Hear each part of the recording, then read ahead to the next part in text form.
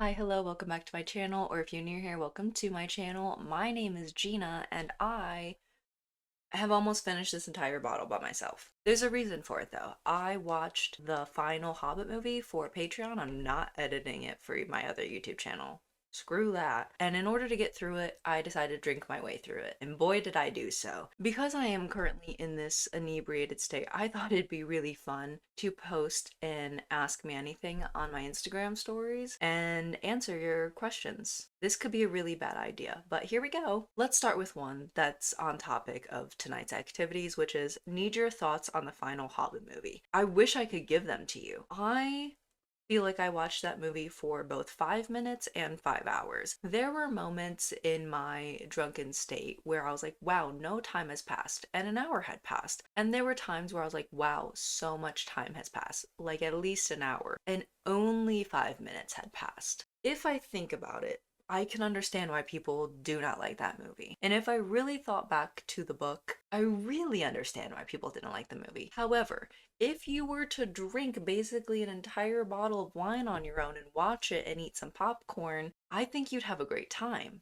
for most of it. My final thoughts in general on the Hobbit movies is this. I think the first movie did the best job of capturing the essence and tone of the book, which is a little bit more childish. And by childish, I don't mean less than or weak. I mean a little more whimsical, a little more fun, a little more lighthearted, a little funnier, you know? Whereas the second and third movie felt like they were trying to replicate the tone of the Lord of the Rings movies, and you just shouldn't. You shouldn't do that. You also, in my opinion, shouldn't take one 300-page book and make it into 3 movies that are each over 2 hours long. Why would you do that to me?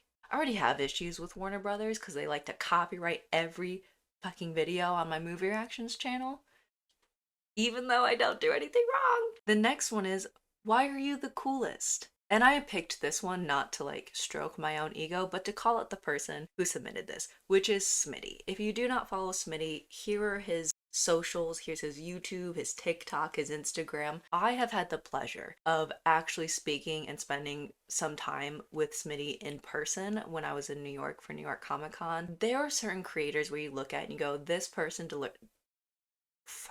this person, Smitty, is someone who is so deserving of the platform that he has, the audience and community that he has. It really has nothing to do with his content or his book recs, not that they're bad, but in my opinion, it has to do with the thought that he puts into his community that he's creating. There are so many times where I've been scrolling and a book video comes up and I open the comments because I love to lurk in the comments, and there's Smitty hyping these people up, interacting with the community. And with someone who has as such a large following as him, it would be rather normal to assume that he wouldn't be that active because he just has probably so many notifications, and yet he is so active, probably one of the most active creators that I know in the book space, and I love that, and I hope nothing but the best for Smitty. Now, to answer your question, why am I the coolest? Trauma.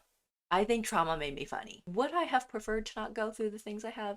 Maybe. But also, it made me funny. And I appreciate that. Who is your favorite character in the Red Rising series? Severo. Severo, hands down. I was gonna say Ragnar, but that one hurts my feelings. Severo, ooh, this might be a spoiler. If you have not read Red Rising, ignore me for the next like 40 seconds for however long I speak. When it came to Severo literally taking Darrow's old eyes, I was not surprised. It did not shock me. That seemed very in character for Severo, and that's why I love Severo. Severo is my rotten soldier, my sweet cheese, my good time boy. I would die for Severo.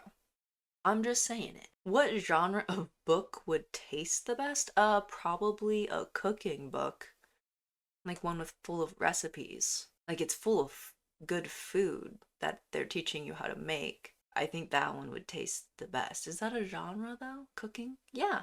Which Lord of the Rings character do you think would have the shittiest taste in alcohol and why? Legolas. Alcohol doesn't hit Legolas the same way it hits me, or the same way it hit Gimli. Legolas drank so much and barely felt anything. And so therefore I think Legolas just doesn't have the gene for appreciating good alcohol. And Legolas would just drink whatever. Him or the tree people. They're very close. The tree people, because they're trees. Do you see yourself become oh, do you see yourself becoming a full-time author? I would like to be. That is my dream. My dream for myself, my perfect life would be being able to make my career writing books. And on the side, I get to make content as well. It's what I love. I want my life to revolve around books. And I really like the movie reaction content I make as well. So I'd love for that to be a part of it. But if my primary job was writing books, I'd be so happy. And because I want to be happy, that is a goal I am working towards, which is why I am still trying so hard to finish writing my debut fantasy novel. I'm gonna speak it into existence. I will become a full-time author. That's it. It's gonna happen, folks. What's one trope in a book you cannot stand? The pregnancy trope. The pregnancy trope, like unexpected pregnancy. Why? Why must we bring a child into this? Also, have we learned nothing from Harry Potter? Baby equals death. Ask Lily and James. Severus would also say, fuck them kids, because kid made Severus lose the love of his life. Love of his life.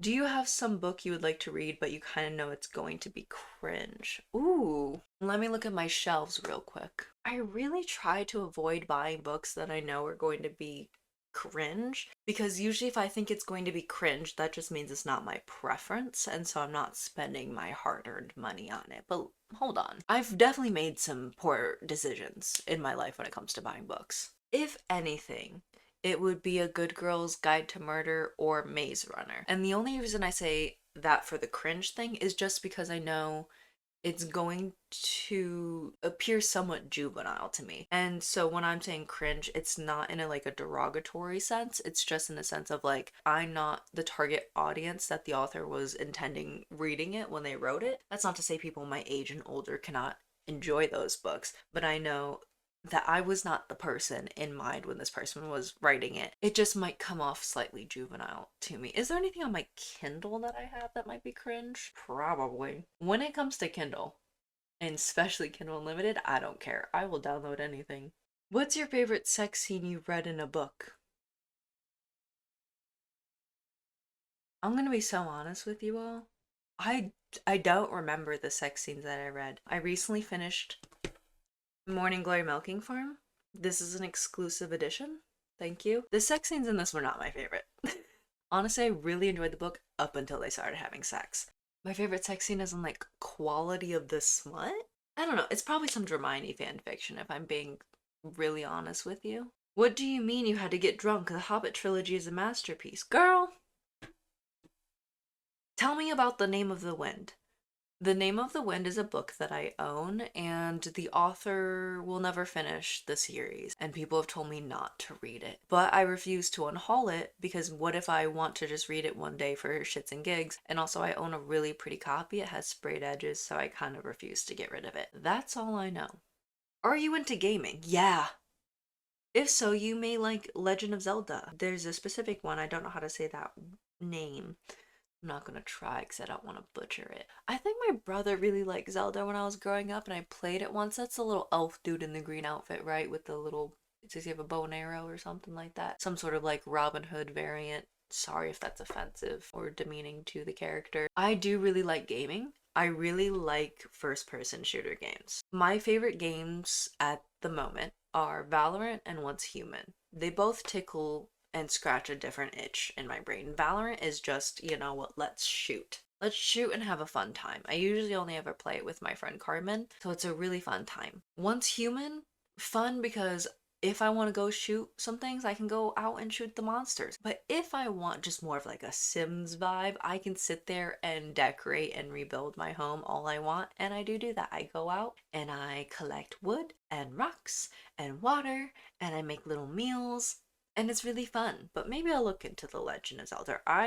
Zelda. Jesus Christ. What are the best books or media with dragons? I feel like I haven't read enough books with dragons that have made an impact on me. I think I've read 2 books with dragons, which is Eragon and Fourth Wing. Eragon was better. As for medias though, How to Train Your Dragon. I watched this for the first time recently. There's going to be a video up on my reaction channel. Oh my god, Toothless. Oh, How to Train Your Dragon is a masterpiece. Everything about it, fantastic, spectacular. As my friend Maddie would say, transcendent. If I had to suggest to any dragon lover any piece of media, it would be How to Train Your Dragon. And if you haven't seen it, go watch it, please. I think I cried several times during that movie, and it was an honor. Give us the book hot takes, all of them. We don't have enough time for that. I am going to be posting a part 2 of Hills I'm Willing to Die On book edition. I'm going to film that on my birthday so that people can't argue with me because it's my birthday. The day that the earth and world was blessed with my presence. You're welcome. I think the biggest book hot take I have, let me choose carefully and wisely. My biggest book hot take is that I think majority of books that are over 600 pages do not need to be over 600 pages and would be stronger if they had gone through and deleted 2 to 300 pages of that book. I think that sometimes with those books that are over 600 pages, they were just trying to reach a certain page amount because they think it's impressive if a book is long, but I am not impressed by a big book, and that's going in my Hills I'm Willing to Die On book edition. I think a majority of books that are over 600 pages do not need to be, and if they were shortened down and just like a little more fine-tuned, they'd be stronger. On that note, I'm gonna go. It's 1 a.m. and I am still very drunk, and I think I should go to bed because I'm not as young as I used to be. The last time I got drunk was in my early 20s. I'm not far off from 30 now. I'm in my late 20s. So, I've never been hungover in my life. Maybe tomorrow will be my first time. We'll see. But I'm gonna go for now. I hope you enjoyed this video. If you did, don't forget to like, comment, subscribe, share. Talk to me in the comments, please. Okay. See you next time. Bye, you dirty little bastards. I said that with love. So much love. Thank you for being here.